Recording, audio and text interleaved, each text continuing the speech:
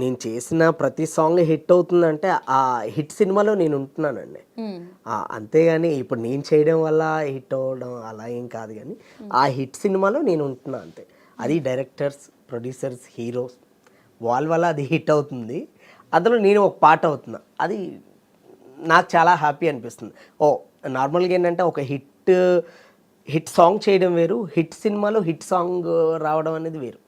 So అది రెండు నాకు కలిసి రావడం అనేది నాకు చాలా హ్యాపీ. అది అసలు ఎవరికి అంత ఈజీ కాదు కదా. ఒక్కటే అంటే ఓకే, బట్ చేసిన ప్రతిదీ కూడా అలా హిట్ అవుతుంది. ఇప్పుడు కోటి బొమ్మలు 10 సాంగుల్లో ఆల్మోస్ట్ 5 సాంగ్స్ మీ లిస్టే ఉంది దాంట్లో కూడా. అవునండి, అవును అవును. అంటే ఒక్క సాంగ్ ఉన్నా చాలు అనుకునే వాళ్ళు చాలా మంది ఉంటారు. బట్ 10 సాంగ్స్ లో లిస్ట్ లో 5 సాంగ్స్ మీవే ఉన్నాయి అంటే that is not a small thing కదా. మొన్న లాస్ట్ జనవరి 1 అప్పుడు చూస్తుంటే సాంగ్స్ అంటే నేను నార్మల్గా డిసెంబర్ ఎండింగ్కి నా సాంగ్స్ అని ఒక లిస్ట్ చేసి ఇన్స్టాలో పోస్ట్ చేస్తా.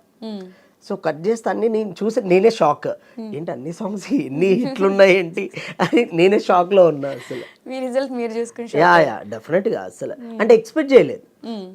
ఎప్పుడు కూడా ఇలాగే ఉంటే చాలా హ్యాపీగా అనుకుంటున్నాను. ఓకే, సో ఇప్పటి వరకు చేసినవన్నీ హిట్ అండ్ ఫర్దర్గా ఇప్పుడు ఏం చేస్తున్నారు? ఇంకా హిట్ సాంగ్స్ ఏం రాబోతున్నాయి? ఉన్నాయండి డెఫినెట్గా. త్వరలో అంటే పెద్దదే ఉన్నాయి.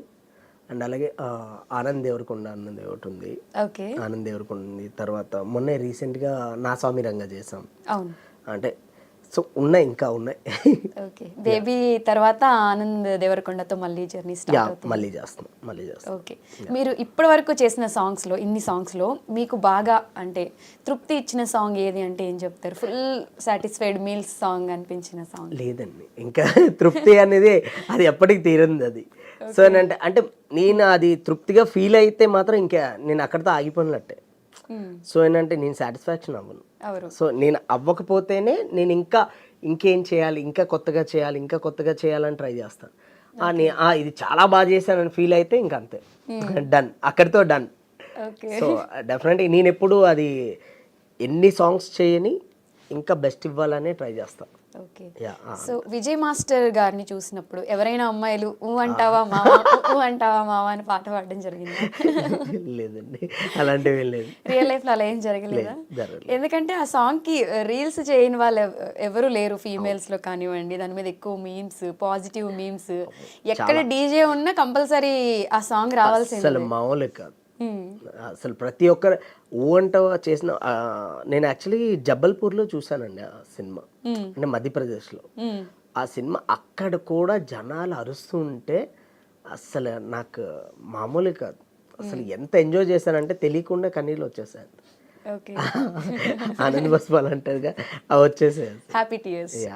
ఓకే, సో అల్లు అర్జున్ గారితో మీకు ర్యాపో ఎలా ఉండింది? ఆయన మిమ్మల్ని ఎక్కువ ఆదరిస్తారు అని విన్నాము. అయ్యో లేదండి, అంటే అది ఎప్పటికీ మర్చిపోలేదండి. ఎందుకంటే అసలు నేను ఏవో చిన్న చిన్న సినిమాలు చేసుకునే టైంలో సడన్గా బన్నీ సార్ నుంచి కాల్ రావడం, నా వర్క్ని ఆయన అప్రిషియేట్ చేయడం, అంటే అప్రిషియేట్ చేయడం వేరు, బట్ నీ చేసిన వరకు చాలా చాలా బాగుంది అని చెప్పడం, అది ఎప్పటికీ మర్చిపోలేదు. అది అంటే నీ టేకింగ్ బాగుంది, నీ స్టైల్ బాగుంది, నీ కొరియోగ్రఫీ చాలా బాగా చేస్తున్నావు.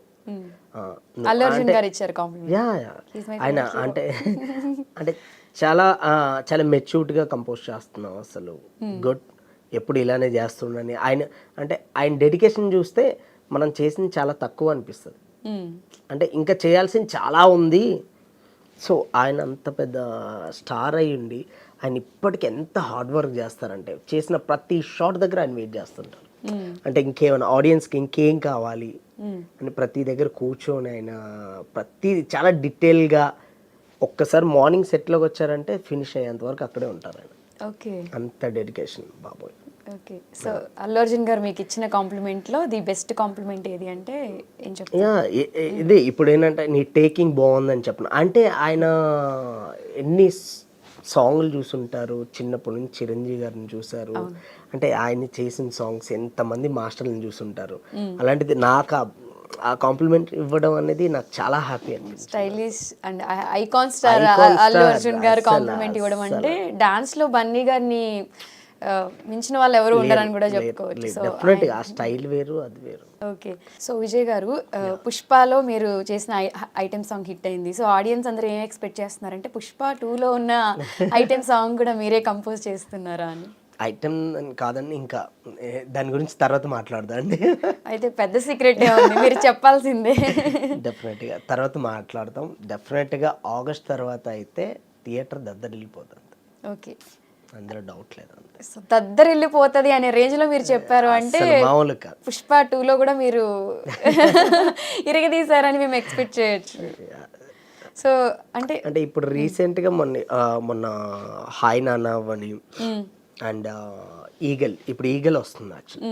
ఈగల్లో కూడా మొన్న లండన్లో ఒక సాంగ్ చేసాం యాక్చువల్లీ. మొన్న రీసెంట్గా ఇప్పుడు హాయ్ నాన్న అవ్వని, హాయ్ నాన్న కూడా చాలా మంచి హిట్ అయింది, పెళ్లి సాంగ్. యా.